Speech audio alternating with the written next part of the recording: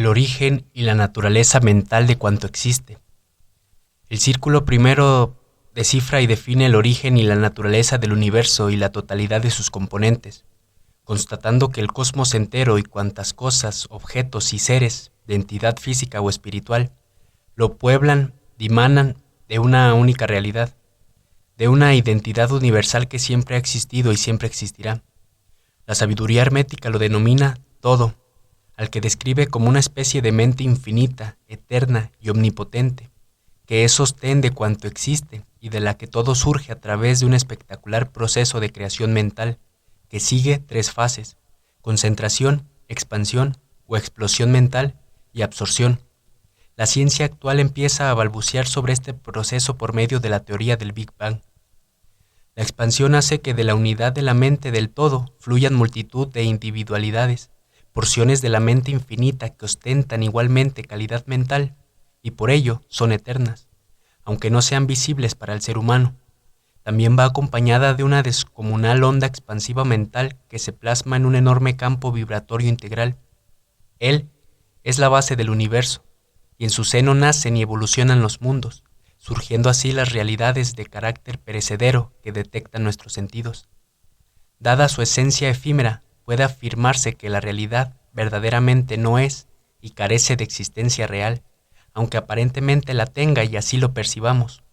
En cambio, la individualidad, al ser eterna, sí es, aunque por su naturaleza mental no nos percatemos de su existencia, si bien algunos de los signos sutiles de su presencia pueden ser percibidos por el entendimiento. Esta doble verdad sobre lo que es y parece no ser y lo que no es y parece ser ha sido comprendida por muchos seres humanos desde la antigüedad y es origen de todas las religiones. Por las características de la expansión y la absorción, las individualidades moran en las realidades, de modo que hay una individualidad subyacente tras la superficie de cada realidad, de cada cosa, objeto y modalidad de existencia, material o espiritual, que llenan el cosmos. En la fase de absorción, las individualidades retornan al todo, para lo que van cubriendo una cadena de vidas mediante el paso de una realidad a otra, cada vez de mayor grado vibratorio. El cuerpo humano es una realidad más y una estación de tránsito de las individualidades. Nuestro auténtico ser no es la realidad física que consideramos como tal, sino la individualidad subyacente que en ella mora y que transitará a otra realidad tras la muerte de lo que ahora ocupa. Conjunto de discernimientos de elevadísima trascendencia que sirven de telón de fondo a muchos de los argumentos herméticos y reflexiones místicas que Brown y Wilcox vierten en sus novelas. Si bien, a diferencia de lo que ocurre con los contenidos de los demás círculos, no hay pasajes concretos en ellas donde se ofrezcan detalles al respecto. Círculo segundo: la vibración derivada de la naturaleza mental del universo y la presencia en cuanto existe de una geometría inmaterial y abstracta. Este círculo detalla y describe cómo la explosión a la que se refiere el círculo primero hace que se despliegue una gigantesca onda expansiva mental que se plasma en una monumental corriente vibratoria. Se configura así un colosal campo vibratorio integral que, como se indicó en la base del universo, en él se generan formidables movimientos, interferencias y solapamientos ondulares y gravitatorios de los que surgen los mundos, es decir, las realidades que nuestros sentidos físicos conocen y constituyen el cosmos en toda su belleza y grandiosidad. Al hilo de lo cual, al estar la vibración y los desarrollos ondulares en el origen y en la esencia de la totalidad de cosas y seres, todos ellos tienen una misma arquitectura interior que emana de esa base vibratoria primordial, una geometría substancial que es de sonidos y formas dando su sostén ondular. Estamos acostumbrados a analizar el mundo que nos rodea a través de nuestros 5 sentidos. La verdad es que son 6, pues lo que llamamos pensamiento no es sino un 6º sentido. Pero ellos están supeditados a las frecuencias vibratorias. En última instancia, el contenido de nuestra experiencia procede de una arquitectura geométrica inmaterial y abstracta, que está compuesta por ondas armónicas de energía, nodos de relaciones y formas melódicas que brotan de la proporción geométrica, vibración y ondas manifestadas en una ordenación de geometría y sonido, formas y números, música y matemáticas.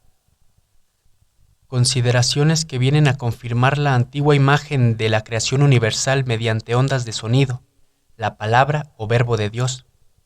Este sonido emitido, esta enunciación de la idea de Dios, es lo que los pitagóricos llamaron la música de las esferas.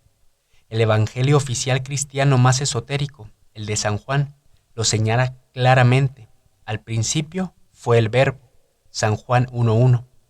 Es decir, la palabra, el sonido, las ondas desplegadas a partir del gran pensamiento creativo del que surge un universo de naturaleza mental, vibraciones y ondas exteriorizadas en geometría y sonido que son el asiento de todas las cosas y de la materia. La ciencia moderna comienza a indagar sobre estas cuestiones, formulando nuevas preguntas que, sin embargo, tienen antiguas respuestas.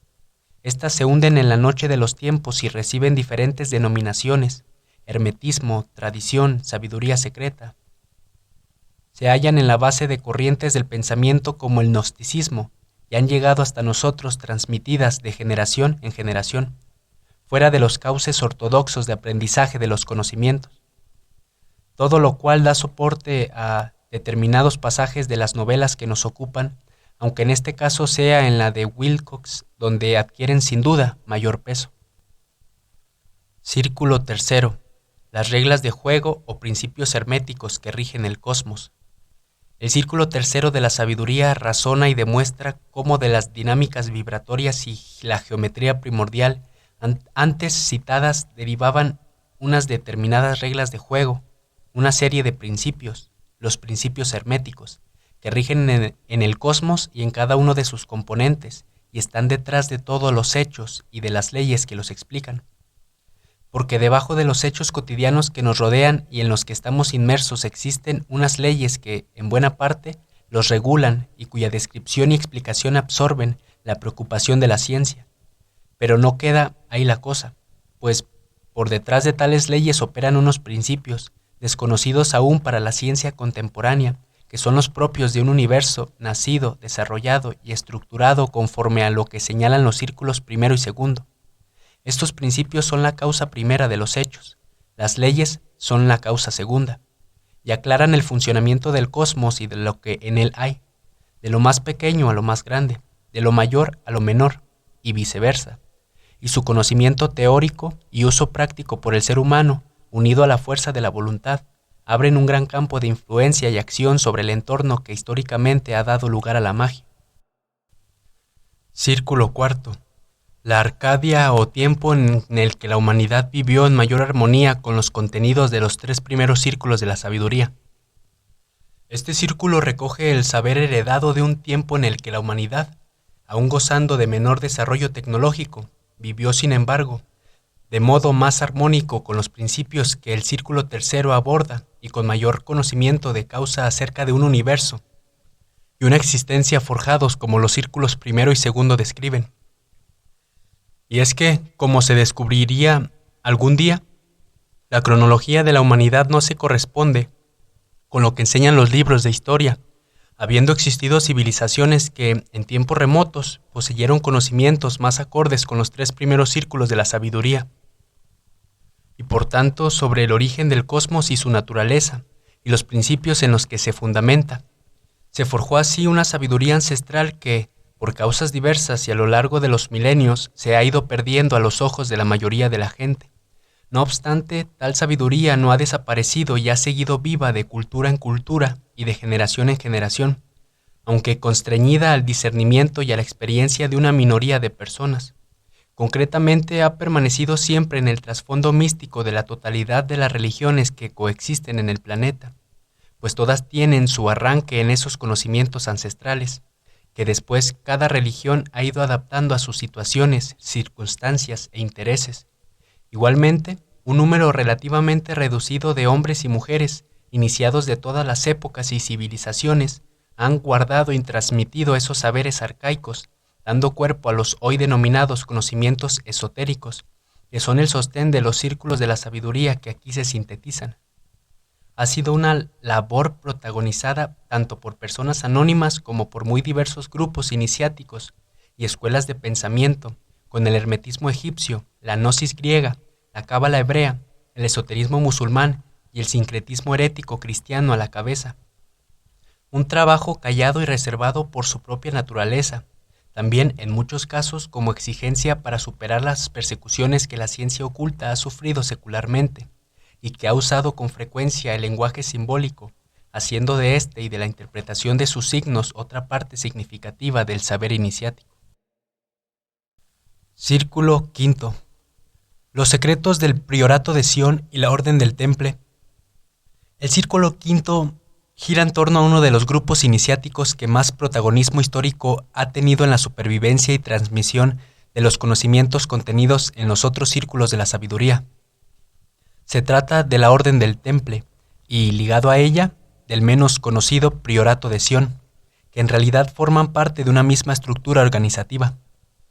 La constitución paralela de ambos se produjo de la mano de personas que habían tenido acceso a importantes saberes mistéricos, entre ellos, y de modo singular, los relacionados con el auténtico origen del cristianismo al que se refiere el Círculo Sexto, así como otros conocimientos constitutivos de los restantes círculos. Fue de esta manera como la organización exterior y pública del Temple sirvió de cobertura a una orden interior y secreta con objetivos relacionados con la indagación en la sabiduría mística y oculta. Sus miembros, en contacto en Tierra Santa con el esoterismo musulmán y con grupos cristianos que habían mantenido los saberes gnósticos y sobre el verdadero Jesús, desempeñaron un papel crucial para rescatar, recopilar y potenciar los conocimientos atesorados por distintas corrientes iniciáticas, contribuyendo decisivamente a que hayan llegado a la época moderna. Círculo sexto, el verdadero origen del cristianismo. El último círculo de la sabiduría recopila los conocimientos sobre el verdadero origen del cristianismo, es decir, de una de las religiones que fueron apareciendo por derivación de la sabiduría ancestral y que mayor presencia tiene hoy en el mundo occidental. Un origen que dista muy sustancialmente del comúnmente admitido, aunque ello no desmerece un ápice, desde luego, la espiritualidad de las enseñanzas de Jesucristo y el ejemplo dado por todos a los que a lo largo de la historia la han seguido y siguen hoy desde la rectitud de corazón. Mas Jesús no fue hijo de Dios, su padre fue Judas el Galileo, y tuvo varios hermanos, entre ellos uno gemelo, Tomás, también llamado el Dídimo. Eso sí, fue un hombre con una personalidad y unos conocimientos excepcionales y unió a su condición de descendiente del linaje real de David, por lo que aspiró a derrocar al gobierno títere prorromano y acceder al trono de Israel, la de gran iniciado y maestro místico y gnóstico. Estuvo casado con María Magdalena, hermana de Lázaro, el discípulo amado, el auténtico San Juan Evangelista, perteneciente a la estirpe de Benjamín, y tuvo con ella descendencia. Magdalena, Lázaro y otros pocos como José de Arimatea conformaron el grupo de confianza de Jesús, auténticos depositarios de sus saberes herméticos, los llamados apóstoles encabezados por el líder nacionalista celote Simón Cefas, nombre cierto de San Pedro, constituyeron en cambio su apoyo político. Jesús no murió en la cruz, sino que salvó la vida gracias a una trama muy bien organizada, en la que Lázaro y José de Arimatea tuvieron gran protagonismo. Nuevamente perseguido por los romanos, se vio forzado a viajar con su esposa e hijos a la otra esquina del Mediterráneo, al seno de una notable colonia judía existente por entonces en el sureste de la Francia actual. En la presencia de su linaje en estas tierras de la Galia, que emparentó después con la dinastía merovingia, está la razón del ser del mito del Santo Grial o San Real. Estos hechos fueron tergiversados y manipulados por una de las ramas cristianas, la paulista, que terminó por imponerse a las demás y creó una iglesia muy apegada al poder terrenal. De esta forma y en colaboración finalmente con la cúpula de un imperio romano dividido y en crisis, se fabricó una religión híbrida, válida para ser aceptada por todos, mediante la incorporación a la tradición hebrea de múltiples rituales, símbolos y cultos paganos. El Código da Vinci se detiene en extremos con bastante profusión de datos, constatando informaciones y criterios que han sobrevivido a lo largo de los siglos, a pesar de la persistente persecución a la que se han visto sometidos los que han accedido a ellos.